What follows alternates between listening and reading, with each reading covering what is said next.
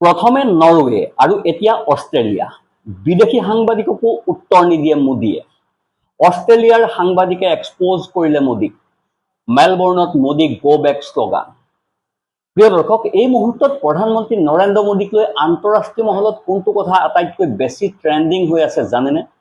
বিদেশৰ ডাঙৰ ডাঙৰ সাংবাদিকসকলে তেওঁৰ পিঠিৰ পাছফালে হাত চাপৰি বজাই ৱাহ ৱাহ কৰি আছে নেকি? নাই, বৰঞ্চ তেওঁৰ প্ৰকৃত ৰূপটো সামাজিক মাধ্যমত প্ৰকাশ কৰি দিছে। আগতে নৰৱে আৰু এইবাৰ কেংগাৰুৰ দেশ অষ্ট্ৰেলিয়া। পোনপটীয়াকৈ কেমেৰাৰ সন্মুখত থিয় হৈ তাত থকা সাংবাদিকসকলে কৈ দিলে যে মোদীজী হৈছে সেইজন বিশ্বগুৰু যিয়ে আগতে লিখি থোৱা স্ক্ৰিপ্ট নাথাকিলে স্বাধীন সাংবাদিকসকলৰ সন্মুখীন হ'বলৈ ভয় কৰে।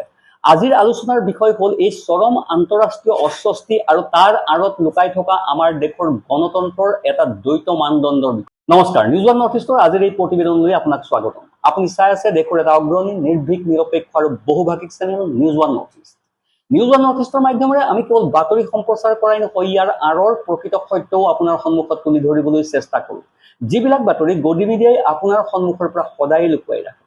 প্ৰিয় দৰ্শক, অনুগ্ৰহ কৰি আমাৰ এই নিউজ ওৱান নৰ্থ ইষ্ট চেনেলটো ছাবস্ক্ৰাইব কৰিবলৈ নাপাহৰিব, কাৰণ আমাৰ এই নিউজ ওৱান নৰ্থ ইষ্টৰ দৰে এনে প্ৰকৃত খবৰ আপুনি আন ক'তো চাবলৈ হয়তো নাপাব। টিভি চেনেলবোৰে এই খবৰ দেখুৱাবই নোৱাৰে, কাৰণ সেই চেনেলবোৰ চৰকাৰৰ ইচাৰাতহে চলে।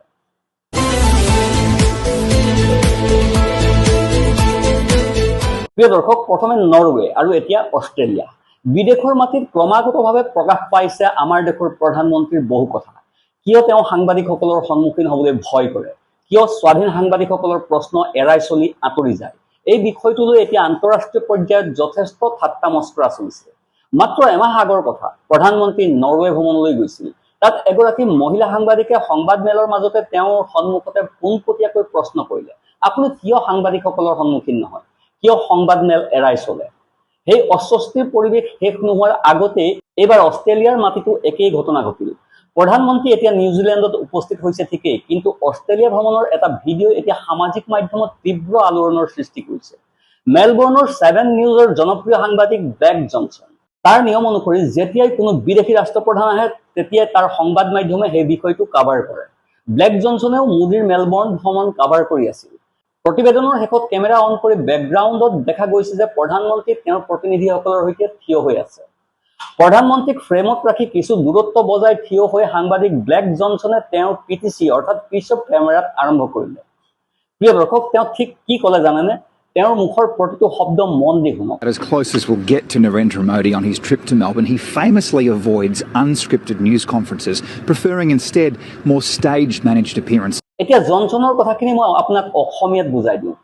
তেওঁ কৈছিল, মেলবৰ্ণ ভ্ৰমণত নৰেন্দ্ৰ মোদীৰ যিমানখিনি ওচৰলৈ যোৱা সম্ভৱ হৈছে, মই ঠিক সিমানখিনি ওচৰতে থিয় হৈ আছো। ইয়াতকৈ 1 ইঞ্চিও বেছি তেওঁৰ ওচৰলৈ যাব নোৱাৰি। কিয় যাব নোৱাৰি সেই বিষয়ে জনছনে তেওঁ ভিডিঅ'ত স্পষ্টকৈ কৈছে। Famously avoid unscripted news conference, preferring instead more stage managed happenings. অসমীয়াত ক'বলৈ গ'লে নৰেন্দ্ৰ মোদী এতিয়া আন্তঃৰাষ্ট্ৰীয় মহলত এই কাৰণেই বিখ্যাত হৈ পৰিছে যে তেওঁ এনে কোনো সংবাদ মেলত ভাগ নলয় যাৰ স্ক্ৰিপ্ট আগতে লিখা নাথাকে। য'ত নিজৰ ইচ্ছামতে প্ৰশ্ন কৰাৰ স্বাধীনতা থাকে, সেই সকলো ঠাই তেওঁ সচেতনভাৱে এৰাই চলে। তেওঁ পচন্দ কৰে ষ্টেজ মেনেজ অনুষ্ঠান, অৰ্থাৎ য'ত আগতেই ঠিক কৰি থোৱা থাকে তেওঁ কি ক'ব, কোন কেমেৰাৰ এংগল কেনেকুৱা হ'ব আৰু প্ৰশ্নকৰ্তাই ঠিক কি প্ৰশ্ন কৰিব। প্ৰিয় দৰ্শক, মন কৰিব, এই কথা ভাৰতৰ কোনো বিৰোধী দল বা কোনো স্বাধীন সাংবাদিকে কোৱা নাই। এই কথা লাইভ কেমেৰাৰ সন্মুখত থিয় হৈ কৈছে অষ্ট্ৰেলিয়াৰ এজন প্ৰথম শাৰীৰ সাংবাদিকে। কিন্তু ভাৰতৰ সাধাৰণ জনতাক কি দেখুওৱা হয়? প্ৰধানমন্ত্ৰী বিদেশলৈ গ'ল, তেওঁ জয় জয়কাৰ হ'ল, মোদী ধ্বনিৰে বিদেশৰ মাটি কঁপি উঠিল, ইমানে। কিন্তু ইয়াৰ আঁৰত বিদেশৰ মেইন ষ্ট্ৰীম মিডিয়াত আমাৰ দেশৰ প্ৰধানমন্ত্ৰীক লৈ যি চৰম ব্যংগ চলি আছে, সেয়া এতিয়া সম্পূৰ্ণৰূপে সন্মুখলৈ আহি পৰিছে।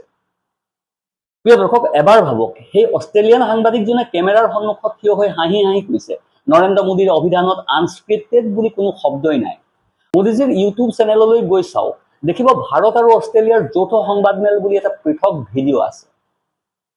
এই তথাকথিত যৌথ সংবাদ মেলৰ ভিডিঅ'টো চাওক। নামতহে সংবাদ মেল, কামৰ ক্ষেত্ৰত সম্পূৰ্ণ ব্যৰ্থ।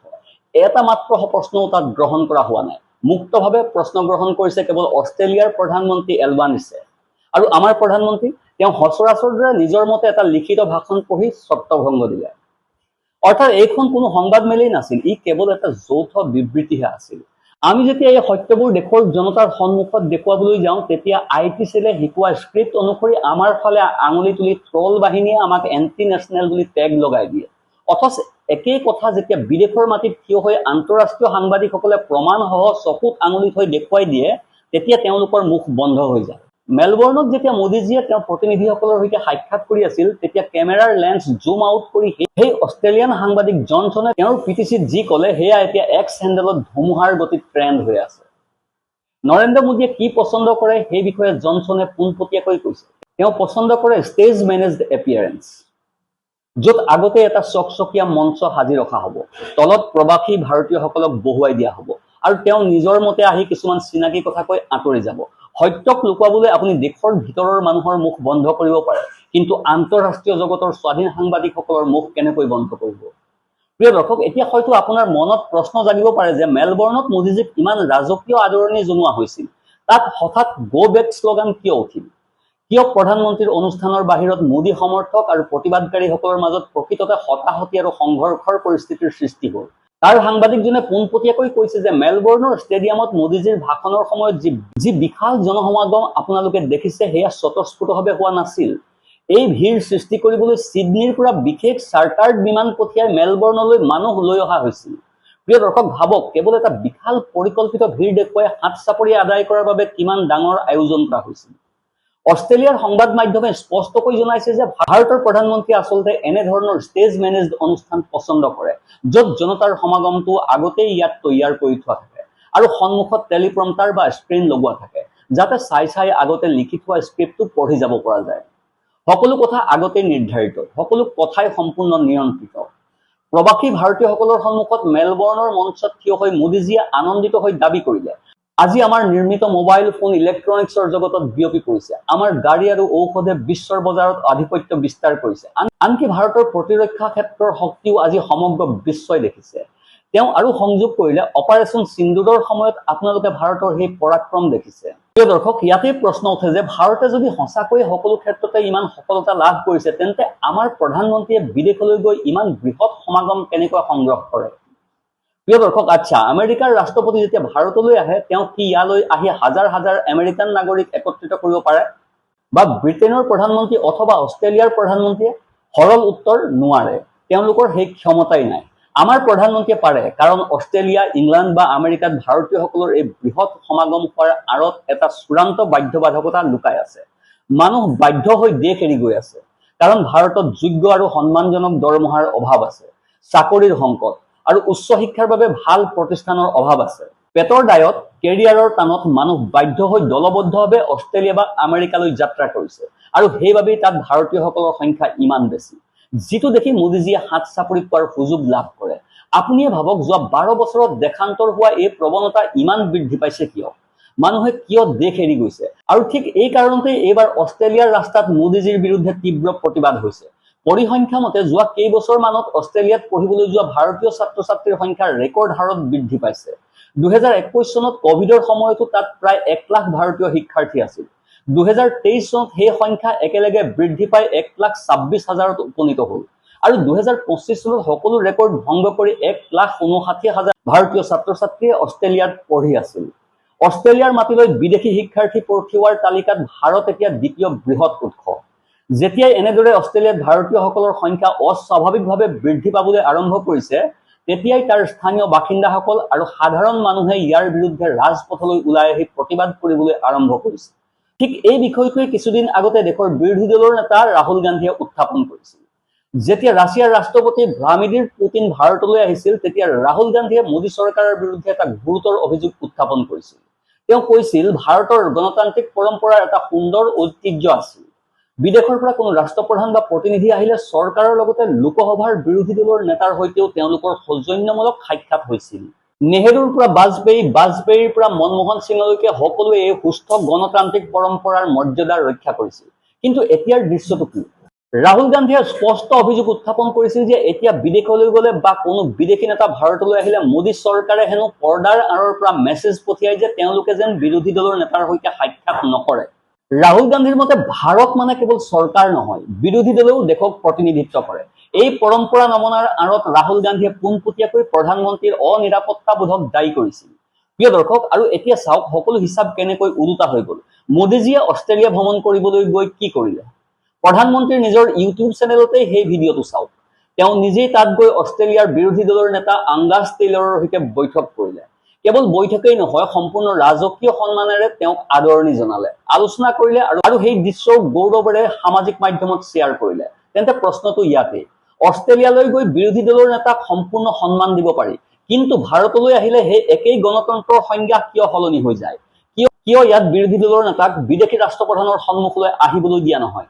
তেন্তে কি শাসকৰ অনিৰাপত্তাবোধে এই দেশৰ গণতান্ত্ৰিক পৰিসৰ ইমানেই সংকুচিত কৰি পেলাইছে যে আমি বিদেশৰ উদাহৰণ নিজৰ দেশত প্ৰয়োগ কৰিবলৈ ভয় কৰোঁ? কোনো বিদেশী ৰাষ্ট্ৰপ্ৰধানে যদি নিজে আগবাঢ়ি ভাৰতৰ বিৰোধী দলৰ নেতাৰ সৈতে সাক্ষাৎ কৰাৰ ইচ্ছা প্ৰকাশ কৰে, তেন্তে কিয় আমাৰ বৈদেশিক মন্ত্ৰালয় বা দূতাবাসসমূহে পৰ্দাৰ আঁৰৰ পৰা তেওঁলোকক নিৰুৎসাহিত কৰে? প্ৰিয় দৰ্শক, ইয়াৰ প্ৰকৃত কাৰণ হৈছে কৃতিত্ব লোৱাৰ এক ভয়ংকৰ অভ্যাস। আমাৰ প্ৰধানমন্ত্ৰীৰ স্বভাৱেই যেন এনেকুৱা যে সকলো ভাল কামৰ কৃতিত্ব তেওঁ অকলেই ল'ব বিচাৰে। দেশৰ অৰ্থনীতি ভালদৰে চলিলে কৃতিত্ব তেওঁৰ, বিদেশ নীতি সফল হলে কৃতিত্ব তেওঁৰ, কিন্তু কোনো বিফলতাৰ দায়িত্ব তেওঁ নলয়। এইটো আচলতে আমাৰ গণতান্ত্ৰিক ব্যৱস্থাৰ প্ৰতি এক চৰম দুৰ্বলতা।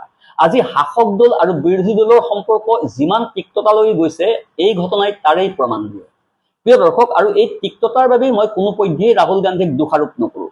কাৰণ যেতিয়া কংগ্ৰেছ ক্ষমতাত আছিল, তেতিয়া মনমোহন সিং চৰকাৰে কেতিয়াও কোনো বিদেশী প্ৰতিনিধিক বাজপেয়ীজী বা লালকৃষ্ণ আদৱানীৰ দৰে বিৰোধী নেতাসকলৰ সৈতে সাক্ষাৎ কৰাত বাধা দিয়া নাছিল। আজি যদি পৰিস্থিতি সলনি হৈছে, তাৰ বাবে পোনপটীয়াকৈ দেশৰ বৰ্তমান চৰকাৰেই দায়ী। আজিৰ সংসদত থিয় হৈ প্ৰতিনিয়ত বিৰোধীসকলক যিদৰে অপমান কৰা হয়, নেহৰু গান্ধী পৰিয়ালৰ চৰিত্ৰ হনন কৰাৰ যি নিকৃষ্ট ৰাজনীতি চলি আছে, সেয়া আমি সকলোৱে দেখি আছো।